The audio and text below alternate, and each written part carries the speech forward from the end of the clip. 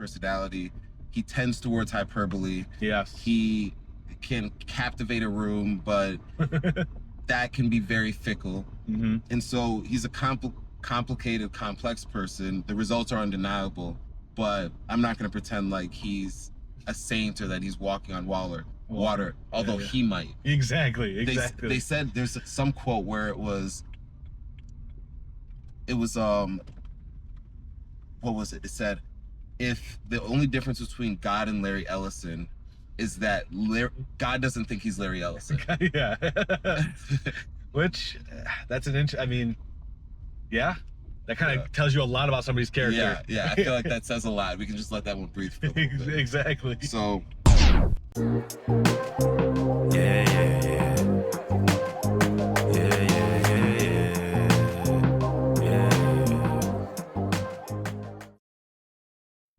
All right.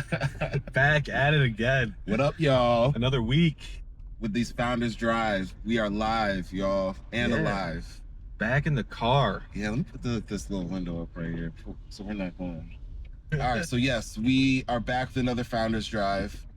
And it's a pretty solid week. Yeah, you want to start with some Constance updates? Yeah, let's start with some Constance updates. Mostly like performance enhancements, bug fixes, all the little things that make it so you don't notice the software. I feel like good software, for lack of a better phrasing, operates in the background. Yeah, I mean, some of the best software in the world fundamentally is like, you know, the back office stuff, the database work, some of that stuff which is just never seen. But even consumer facing software is propped up by all of the things in the background. It's Very true. A good show. If you go to like a live show or whatever, you're not seeing all of the little details, all the support that goes into the actual. I was talking with a friend of mine who coaches football, and he was just talking about all the little. He's at the high school level. Okay. He was talking about all the little details that go into a game, everything that you have to coach. He said the saying to me. I guess it's a saying in the coaching world. There, he said, "If you're not coaching, you're allowing it to happen. If you didn't coach it, you allowed it to happen." Right. And I think there's a lot of truth in that. But I also think that, again, it's these things where it's like all these things that you pay attention to present a product at the end of the day. Yes. It's the same across industries and fields. We're doing the exact same thing. We do all these little things to make the end experience the best that we could make it. So all that to say, we pushed out some bug fixes, some software updates, and check it out. But we also have some really interesting things cooking, so I'm always excited about that. Yeah, it's always fun to send the updates here and then to talk about that stuff. Exactly. And also, just before we roll into the episode, Constance, for people that are new to the channel, is for creators and digital entrepreneurs that want to take advantage of their talents, their experience, their knowledge, their insights, and make money off of that by creating digital products, and even previous to that, organizing their ideas. The main function of Constance is to help you organize and monetize. So we have productivity tools that we use ourselves, that we're using with people that we work with directly, and we have monetization tools so that way you can also take advantage of the day and age that we live in. There's a lot of confusion out there, a lot of uncertainty, and I think that's just going to increase. But I think the smart people understand that you want to leverage your innate abilities, your God-given talents to make a living for yourself and support yourself. And start now, because that's only going to compound. Yep. Right. Exactly. The earlier you start, the better it's going to be in the long term. Don't wait. Yes. Stop waiting. Exactly. Don't wait. All right. So let's jump into it. This week, who are we talking about this week? We are talking about the two-time. We are talking about the two-time. Where are you gonna... richest person in the world. Oh, shoot. Larry Ellison. Larry Ellison. The Oracle. The Oracle. Yes. So, who is Larry Ellison? Who is Larry Ellison? Yeah. So, being a technologist, of course we know Larry Ellison. We do. But I'll admit, I didn't know the arc of his story as completely as I thought I did previous to doing some research about this episode, and I'm excited to peel back more and more layers, because he's one of those figures that a lot of people don't know, but almost everybody especially in America, has interacted with one of his products. Oh, 100%. If you've used a debit card or a credit card, if you've interacted with the government at all, if you've, honestly, at this point, if you use any type of cloud product, you've probably interacted with the guy. Yeah. Because he's the guy that basically made the most important products that almost nobody knows. And that's, he brought into the world the relational database. Yeah, productized the relational database. Yes. He didn't invent the concept, but he made it a company. Yeah. He made it a product that people could buy off the shelf, and you know, everyone, a lot of people use it, especially in the tech world, day to day. Yeah. Oh yeah. And there's a thing that we and you were talking about is on that note of the research papers and then the productizing stuff, and where that line between invention is like, is it in the research side, the product side? Yep. It's probably a mixture of both, but there's a theme that has started to emerge in founders drive that's already apparent in the real world, where a lot of these founders take these ideas, especially in the technology space, that have been researched but haven't been productized, and build something around that. Key example being Larry Ellison, who we're about to get into today, Solonis, that episode that we did on digital twinning, I think that's episode 29. Those are some guys from Germany who productized the idea of process mining and using digital twins to help with process mining. We go all into that in the digital twinning episode. Again, and that was off of a research paper. And that was off of a research paper while they were in school. And we won't get into the particulars today. But then there's also like a guy named Josh Wolf, who's a big investor right now, who mostly researches a lot of research papers and scientists that are experimenting and really pushing the boundaries, but don't know how to commercialize the research and turn it into something. So he works with those people. And so Larry Ellison's cut from that same cloth. Yeah, I mean, we said this in a previous episode, the Gilbert one, right? You know, ideas are rewarded, but execution is worshipped. Yes, and that's a perfect example. That's like a real ism in action. That you actually see out there. Is execution is worshipped, and so the research fits more on that innovation side, and the execution sits more on that business commercializing of the product. And let's give a little shout out to Constance. Is what we try to do is help with both of that in terms of the organization of your ideas. It's not like we're your research paper, although we do provide some tools that help with that. And then the monetization side, where it's like, okay, let's productize this. You might not build Oracle, but you might. But you might. You never know. One step at a time. And so let's take it back for and look at Larry's origin story. His timeline, origin story, and then we'll get into a little bit of some game that he's been given, some of his highlights, and then talk about it. I like the origin story because there's a lot of things that happen to everybody really early in life, and kind of up through kind of early adulthood, that shape who you are. Right. And a lot of these things you can see that are pretty common in some of these people are traits that they then carry with them to be top CEOs or the richest person in the world. We find out what really drives them. Yes, exactly.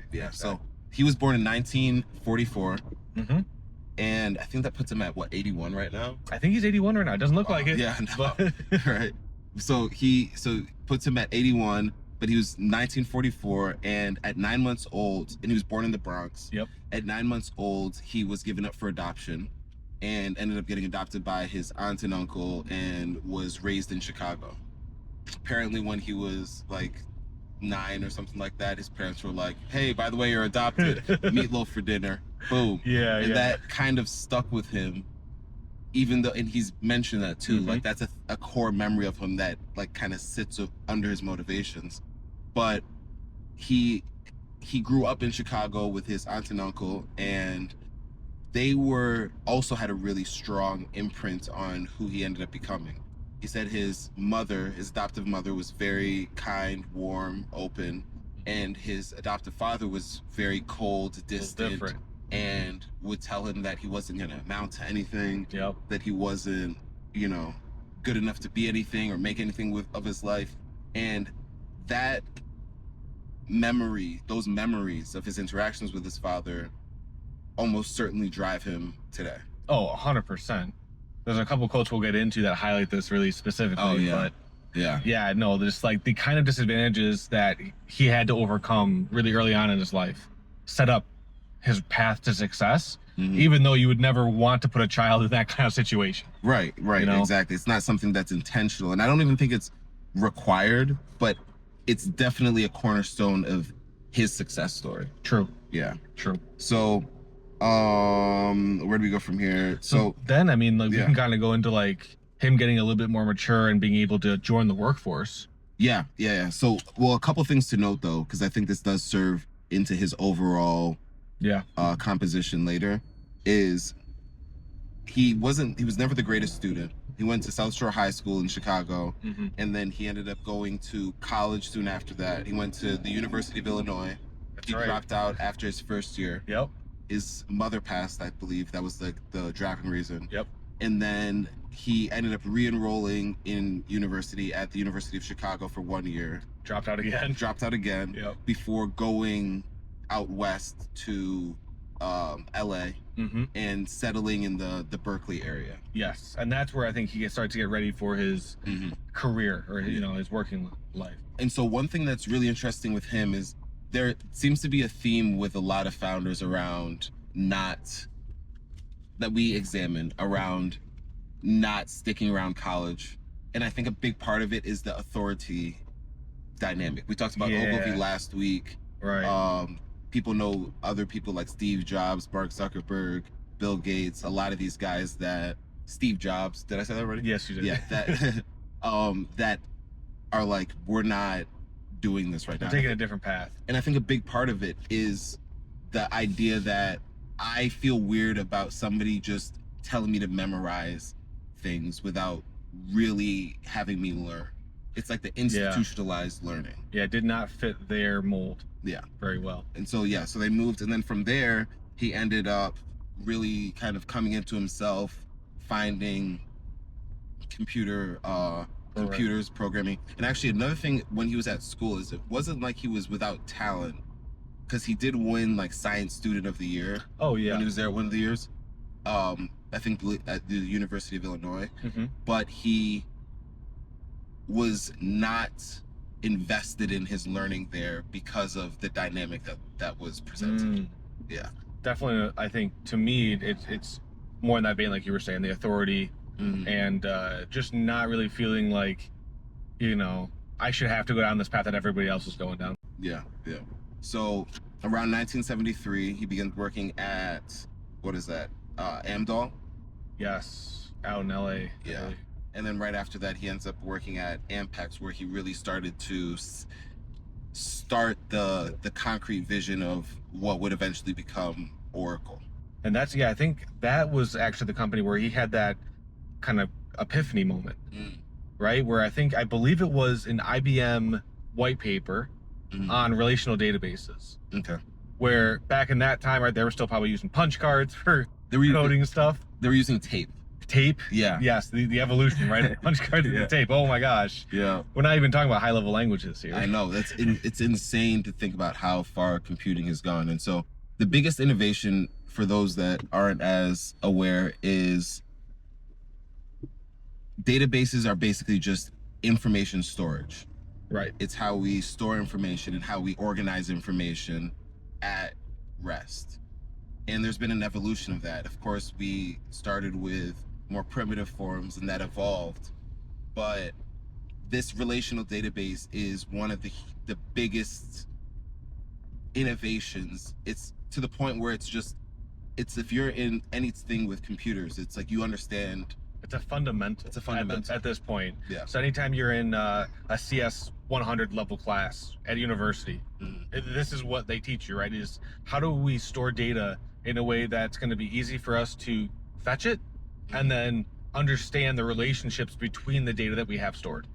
Yeah. Right. So it's a fundamental. Yeah. Back in his time, it was this new research that was coming out that hadn't been really productionized or commercialized, but now it's a fundamental foundation. Yeah. Oh yeah.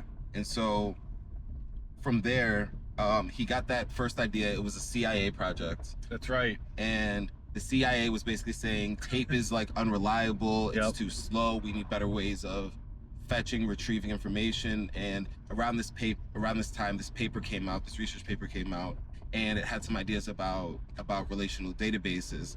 And so, and I believe that the project that they're working on was codenamed Oracle at the CIA project. And so he worked on that for a little bit before starting his own company called Software Development Laboratories. That's right. That was the first iteration of Oracle. Yeah. And that was like $2,000. Yeah. They had, and, yeah, $2,000. He put up like 1,200 of it, and like that's what really got them going. Yeah. I was watching some interviews of people that started the company with him and that were working with him at Ampex before. Yeah. And it was so funny hearing them talk about the character of Larry Ellison back then. They were like, we would walk in and we would hear these people just talking all the time, not doing any work, just talking. And one of these guys was Larry Ellison, and he was just talking about how smart he was, how much smarter he was than everybody else. And there's this massive ego that accompanies Larry, and I don't say that as a bad thing. I think it's actually one of his strong suits, like this strong belief in himself, how he's viewing the world, and how he's parsing the world. Yeah, it's a very interesting kind of time capsule, looking back at like, because now you have the hindsight of where he got to. Yeah. And everything that happened kind of from those late 1900s into the, the boom of the 2000s and the whole internet bubble and everything like that. But yeah, that's a good story. Belief is powerful. Gilbert talked about that in one of his isms, and obviously like it's a fundamental of a lot of different religions. I mean, anything that's a faith-based religion is inherently about belief. Yep. But the whole idea of believe it and you will see. It's like, which comes first? It's like the chicken and the egg type thing. Do you have to see it to believe it, or can you believe it and then see it? And it seems like with a lot of these people, believing first leads to the favor that they're looking for. Yeah, absolutely. So after he founded the company, we can go into a little bit more about how they started to grow the company. Yeah. So 79, they renamed it to Relational Software Inc. And then in 83, they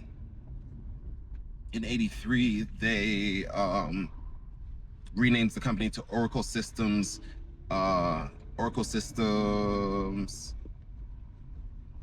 Basically after like the flagship product, right? And they released version 2 before version 1 because they were like, maybe it gets some eyes because V1s always have bugs. Yeah. And a lot of their software was riddled with bugs pretty early on. That's something that I saw come up like multiple times when looking back on the early days of Oracle.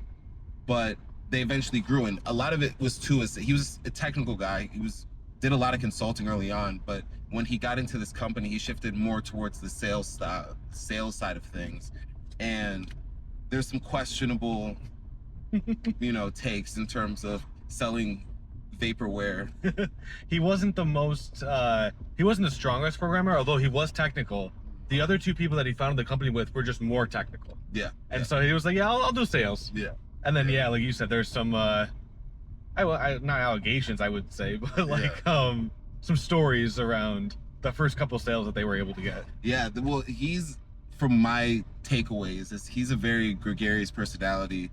He tends towards hyperbole. Yes. He can captivate a room, but that can be very fickle. And so he's a complicated, complex person. The results are undeniable, but I'm not going to pretend like he's a saint or that he's walking on water, although he might. Exactly. They said there's some quote where it was what was it? It said, if the only difference between God and Larry Ellison is that God doesn't think he's Larry Ellison. Yeah. Which, that's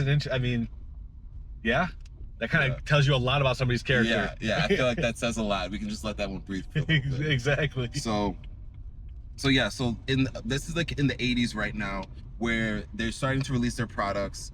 And one thing that I did hear about him as well is that he said the reason why we were able to make a space in this relational database market is because IBM didn't believe in their product.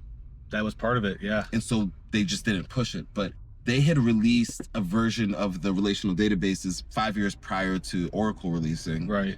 Which is a long time when you think about it. Especially in tech. Especially in tech. But they didn't give out the error codes and all the little things that you needed to make it work. And so Oracle ended up having to figure those things out for themselves. Yep. But when they did, they released aggressively. And they really shot for #1 because that just speaks to the whole ethos of Larry Ellison, who's an extreme competitor.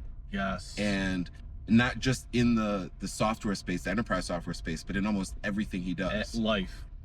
And a lot of it is like, you get a lot of sport vibes in terms of the level of competition that he brings. I mean, not just sports. I get like war vibes. Where it's like, yo, like eliminate the competition completely. Yeah, I mean, I get like total war kind of vibes. Yeah. Which, when you think about it, like the best athletes take their sport in that vein too, where it's war vibes, and they're going to war when they step into that arena.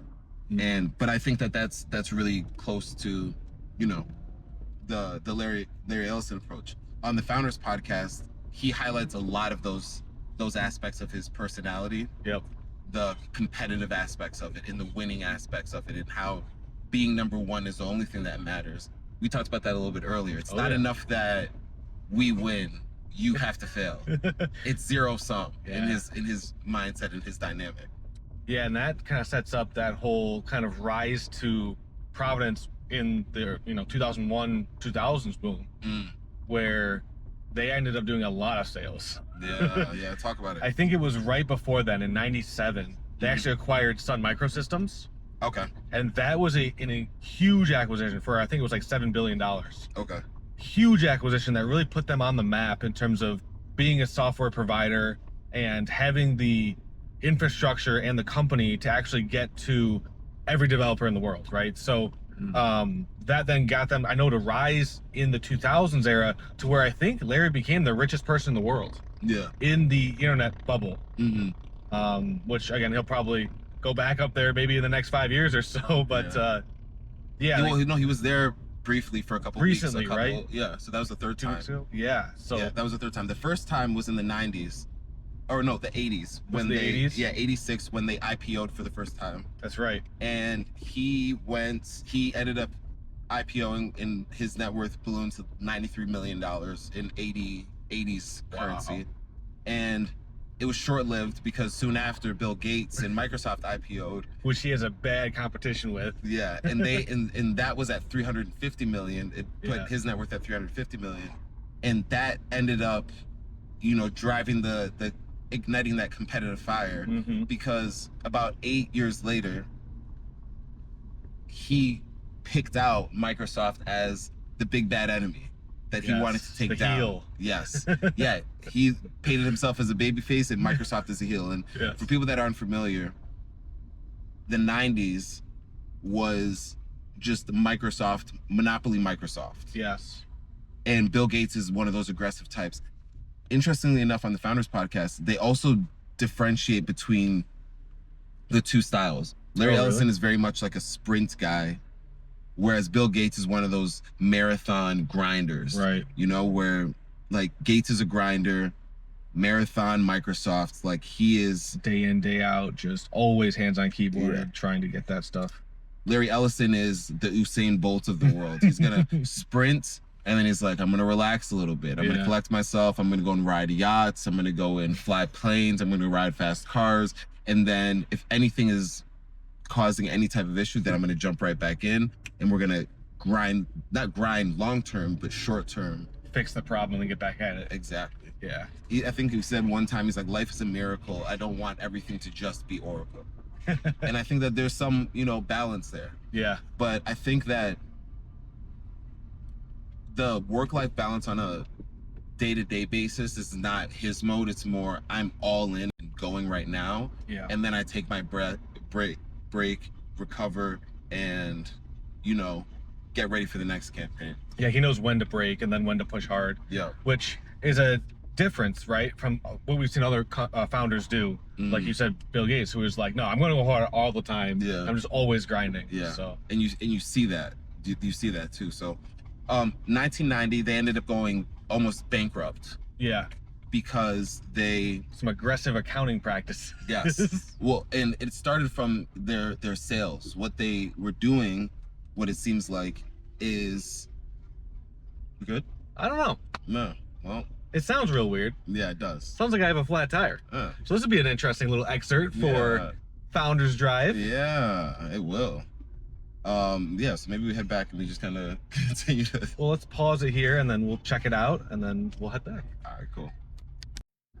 All right. I think we're good.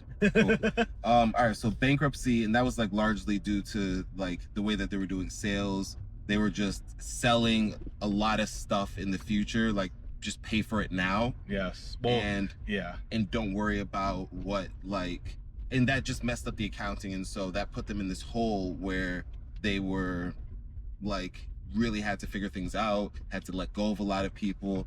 And it's just one of those things where it's, you know, don't try to cheat the process. Yeah. If you like in sales and all that stuff, like just do it because you're gonna pay for it one way or the other. And they were public too. That's so the worst part. They took like a huge hit. Yeah. Yeah. But no, there's a whole bunch of things. I mean, like, and I'm sure again we'll get into this stuff. He joined the Apple board. Him and Steve Jobs are really close. Butt buddies. Like, they I don't know about that. No, dude, I think one time he was talking about how much he loved Steve Jobs. Yeah. And like, he was like, I've never like, you know, loved all these people, but this is my best friend. Like Steve Jobs took pictures at his wedding. Yeah, as official photographer. Yeah, and he had a lot of respect and admiration for Steve Jobs. Helped him get back into his company after he was let go. Yep. And another person, which again, I think we'll have a lot of things come up and a lot of themes repeat, is very close with Elon Musk. Yep. He's a mentor to Elon Musk, and he's a friend, and you see the relationship. And even hearing Larry Ellison talk about some of his ideals, which we can, you know, shift into right now, is you see it being picked up from Elon Musk. And specifically what I'm talking about is the idea of first principles. Yes. Again, that's more of a physics term, but applied in the tech space. Yes. I heard it first from Elon Musk, but I'm now thinking that he got that from Larry Ellison. Yeah. Yeah. I've heard Larry say it in a couple interviews as well. Mm-hmm. And it's largely around the idea of not being part and not wanting to be part of the like conventional thinking. Right. And conventional wisdom. It's something that he's not a fan of, and he attributes to himself. He's like, that's not something that he's like, if there's one core thing to my personality that I attribute to my success, it's the ability to not follow conventional wisdom. Rebelling against authority too. Mm-hmm. Seems to be kind of in that world. Yep. He talks about how as a young kid, his father was an immigrant, his adopted father was an immigrant, and so he had a lot of respect for America, could do no wrong. The establishment could do no wrong. Growing up in schools, a lot of the teachers were like, memorize this thing. And he just didn't resonate with that. And you see that come out in all of his perspectives on life. Right. Like some of like the quotes that I have down here, a lot of them center around the not falling with the herd. He talked about, in this one interview I saw, he talked about how difficult it is because there's so much things that go in and out of fashion, everything from clothes to headlines to morality. Like there was a time in America where slavery was a thing because everybody was conventionally like, this is what we should be doing. Everybody's been doing it. It's the way it's always been done, yeah. Right? And that's what leads to stunted thinking. Right. Yeah. Yeah, it's definitely a theme that I saw play out a lot too when I was doing a lot of research, was the whole like fighting against the authorities, and not to say like, I don't know, the authorities, but he says it really well in one of those interviews where he's just like, it doesn't go really well, you know, for school or for your parents, but it works really well in business. Yeah. Yeah. Yeah, for sure. Another thing that he talked about is, and he said this, he was like, if people don't think you're nuts, Do you remember the quote exactly? Yeah, he said, when you innovate, you've got to be prepared for people to tell you that you're nuts. Yeah, you have to be prepared for that stuff because it's going to happen. People are going to come out of the woodwork and be like, what are you doing? Yeah. And you just got to be prepared for that. It kind of comes with the territory. And I think it actually prevents that groupthink, stalls a lot of creative ideas and a lot of powerful, things that could change the world, but people get scared and hesitant and they don't put their ideas out there. Right. The flip side of that is some people do, and you're like, you are a little nuts. And he does leave the room for that. He's like, sometimes you are, and you have to take that. Yeah. But you can't be scared of being called nuts. Yes. Yeah. Because it's going to come, especially if you're doing original work and, at scale too, because he's doing stuff that affects billions of people. Facts. You're going to have some haters. Yeah. Another thing he said is, along those same lines, is you have to be prepared to be misunderstood if you want to innovate and if you want to be successful. Yeah, I think it's kind of the same. Yeah, same world. Another one is, if you do everything that everyone else does, you get what everyone else gets. It's true. It speaks to that thing that we talk about. It's like, if you want to be the exception, you have to be exceptional. Yes. And if you want to be exceptional, you have to take the exceptional route. Yes. Yeah. Because that's where the fruits of the 1%, the people that are outliers, stand. 100%. It's not always just an effort. A lot of times it's in mindset. A little bit of luck, but you can make yourself lucky too. Yeah. By putting in that hard work. So that's his idea of breaking with the crowd, and that seems like a lot of his perspective and mindset lies there. Why don't we talk a little bit about his competitive drive? I know you hinted towards this a little bit earlier about the whole idea of him viewing it as war, and I know that you have some just personal relations to that. No, I think it was the vibe I was getting, just in terms of some of the quotes or some of the stories that I was finding around his tenureship, right, at Oracle, and just kind of his life. And it's not stopping, right? Like, I think 2025, they have a new Stargate company project. Okay. That's, gonna put him again on the front pages, and he's gonna be in the room with other people that are making waves in the tech and just kind of the world right now. But just kind of getting into his head of like, how does he view the relationships he has with the customers that he's acquired, his employees, his family, stuff like that. And the consistent theme that I saw was just like a really heavy into like competitiveness. Everything's like a sport, and if it's not, he makes it a sport. And one of the quotes that I remember specifically, which I don't think it's his quote, but it's attributed to his mentality or stuff that he has said in the past, is it's not enough that I succeed, others must fail. It's not enough that I succeed, others must fail. Yeah, I think it's like an original like Genghis Khan quote or a Gore Vidal. I don't know what the original quote's from, but doing research, apparently Larry has probably said that a couple of times. You say it enough times, they start attributing it to you. Right. And I think there's probably, I mean, not probably, I do believe that there's a lot of truth in that statement. Because there's a certain amount of like darkness that I think you have to acknowledge exists, especially when you're in a deeply competitive space, like business, for instance. If you outcompete somebody, like, they're not going to be able to eat. Yeah. They're not going to be able to provide for their families. And like, of course, I don't think anybody wants to put somebody out of business. Maybe some people do.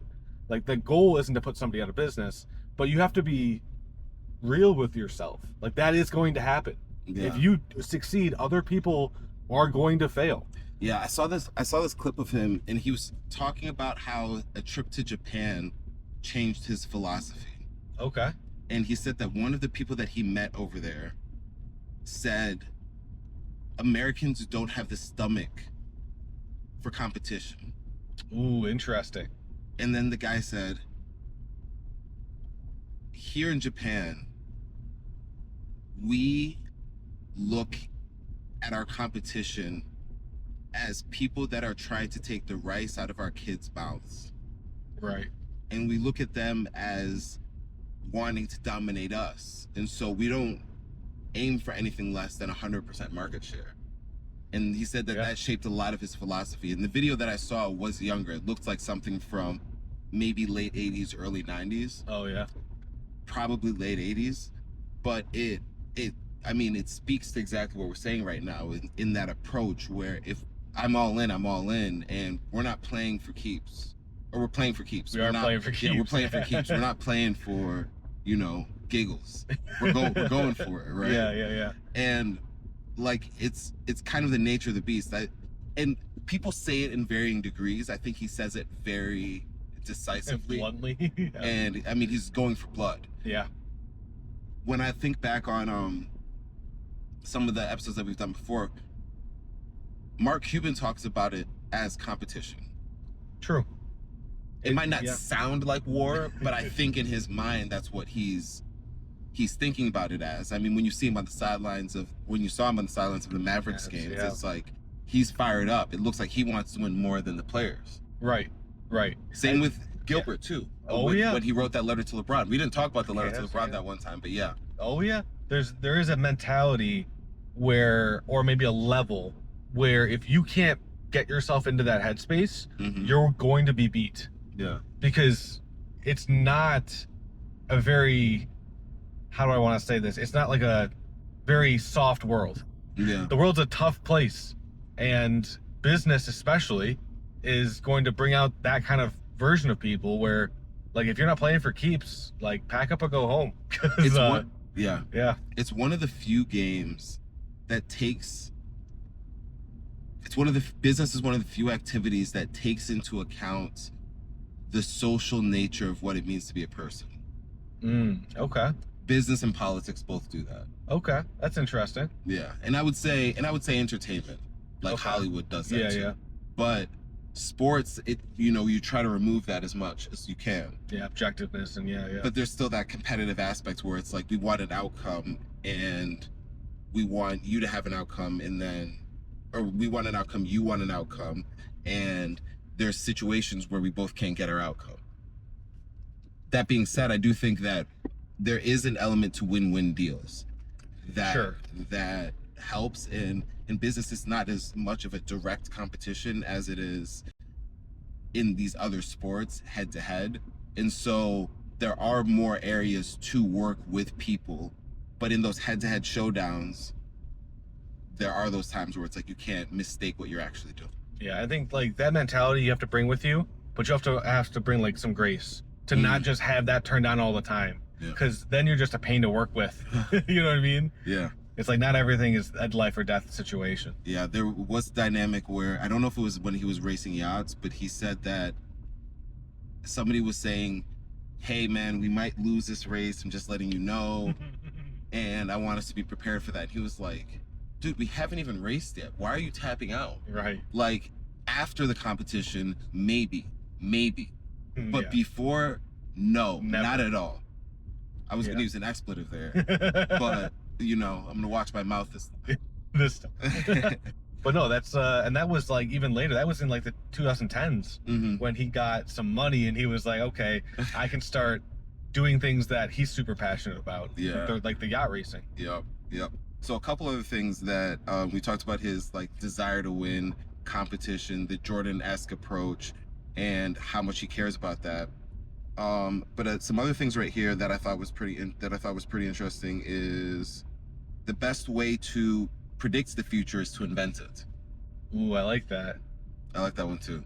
Yeah, it kind of comes. You can see that storyline play out with that kind of moment from the research paper that's like, oh, this could be a company, this could be a thing, and then going and doing that. Yeah. Right, and then becoming a foundational part of computer science as it is today. Do you think that the relational database idea would have taken off regardless, or do you think that the way that we view it is largely in part because of Larry Ellison and the approach that he took to developing it? I think it would have taken off regardless, in terms of it being a fundamental for technology in 2025. I don't know if it would have had the same form factor that he was able to put it through, right? It might be a little bit different of a flavor, and there are different startups right now that are doing startup relational databases. I still think it would have been, like I said, a foundational thing for computer science or technology, regardless if Larry Ellison makes it commercially available or not. There was a huge evolution, or the huge part that he played in the evolution of the relational databases. Yeah. It might have still, I mean, I agree, it was just too good of an innovation to not bring it. Somebody would have brought it. It's like, it's a smaller version of AI. I think AI is way more, I was about to say AI is more ubiquitous, but I don't know. I mean, maybe eventually it is, but relational databases, almost everything, every commercial transaction and political and all this stuff is through some type of relational database. Yeah. It's stored in some type of relational database, if not like a variation. So right. Yeah. So, but inventing it, it's like, okay, that I think makes sense. It's like you can imprint your leave your mark on the world by diving into these technologies, and it really does help with the predicting of them. Yeah. Another thing he said here is like, I'm not worried about my legacy. I'm worried about building the future. That's interesting. How do you feel like that? Like, what was the context for that quote, or how do you interpret that? I interpret it as to get the effect that you want, you don't always do the direct thing. Like, if you want to build your legacy, you don't just focus on legacy. You focus on the things that create legacy. Like building the future. Yeah. Okay. Yeah, it could have easily been like, I'm not focusing on my legacy, I'm focusing on building great products. It's like, well, your great products will give you the legacy. That's true. And I think it's important to realize what he didn't say, which is, I don't care about my legacy. It's just I'm not worried about it, because it's the effect of what you do. Yeah. You know? Yeah. Yeah, and then he says, your work is going to fill a large part of your life, and the only way to be truly satisfied is to do great work, and the only way to do great work is to love what you do. I hear that from a lot of founders, to be honest. That's like the strongest thing. Yeah, love what you do. Talk about. Yeah. Yeah. And it's like, that's how you find the passion. And another quote he said around that is, if you want to do great work, then you have to obsess about the details. Was that him that said that? Yeah. Obsessing about the details in anything is going to give you a better outcome. Yeah. And it's like, obsessing about the details in the context of the big picture. Yeah, I don't want someone to take this and be like, oh, now I get to micromanage. It's like, no, that's the wrong detail. That's not it. Yeah, focus on the right details, right, and obsess over those ones, and continuously tweak and tinker, and that's what will lead to the results that we all want. So, all right, before we like start shifting over into super secret, do you have any like questions, thoughts? I guess around our boy Larry Ellison. To me, what's very interesting is kind of talking about like the future of where Larry's going and kind of the world is going, is with this project Stargate, company Stargate, how they're going to invest $500 billion to help OpenAI or LLMs kind of with the infrastructure needed to get that kind of compute out to everybody in the world. I think that could be another one of those waves of foundational, programming and or like technology, just like the relational databases were. We're going to see the same thing with AI. And so I'm really just curious how that's going to play out and how they're going to continue to grow together. Because it seems like now they're kind of all in the same team fighting for the resources for AI. And so that's going to be very interesting. I didn't know if you had any... I'm actually not as knowledgeable on the Stargate situation, like the details of it. I do know like there's a huge investment. Obviously, it's centered around AI, and it's largely headed around multiple parties, including the government, to create the infrastructure for America to be the leader in artificial intelligence, the artificial intelligence race. And most of that is like data centers, GPUs, just like a place to put your compute. And Oracle, being one of the biggest cloud providers in the world, has that. Yeah. So it's a very interesting, like I said, team up. Yeah. He's very forward thinking in a lot of these regards. So he went from the terminal databases to client server to internet. Yep. And then cloud. to cloud. And when there was a pivotal moment where he was like, we're not doing client server, we're not doing terminal anymore. Right. We're just focusing on the internet. He was like, that's where we're putting our bets and that's where we're moving. And a lot of people at the time were like, that's crazy. We don't understand that. Why would we do that? Mm-hmm. And you see where we are right now. And so he's one of those people that's pushing forward. I don't think that stops just because he's in his 80s.